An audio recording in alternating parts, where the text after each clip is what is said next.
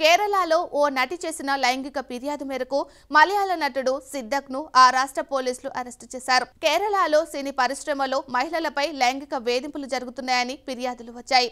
ఇందుకు సంబంధించి ఏర్పాటైన హేమ కమిటీ విచారణ నివేదిక గత సెప్టెంబర్లో విడుదలైన మలయాళ చిత్ర పరిశ్రమలో పెను ప్రకంపనలు సృష్టించింది. తర్వాత చాలా మంది నటీమణులు తమకు ఎదురైన లైంగిక వేధింపుల గురించి బహిరంగంగా మాట్లాడారు.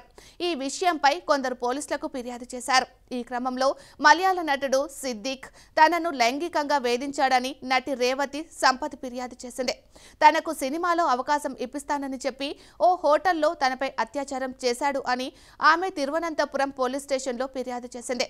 ఈ కేసులో ముందస్తు బెయిల్ కోసం సిద్దిక్ చేసుకున్న పిటిషన్ను కేరళ హైకోర్టు తిరస్కరించింది. ఆ తర్వాత పరారీలో ఉన్న అతడు సుప్రీంకోర్టులో మధ్యంతర బెయిల్ పొందారు. మెజిస్ట్రేట్లు అతని పాస్పోర్ట్ను సమర్పించాలని కోరారు. పోలీస్ విచారణకు సహకరించాలనే షరతుతో అతనికి ముందస్తు బెయిల్ మంజూరు చేశారు. అయితే ఈ కేసులో శుక్రవారం తిరువనంతపురం పోలీస్ నటుడు సిద్దిక్ను అరెస్టు చేశారు. ఇప్పటికే ఆయన సుప్రీంకోర్టులో ముందస్తు బెయిల్ పొంది ఉండటంతో సాయంత్రం విడుదల చేశారు.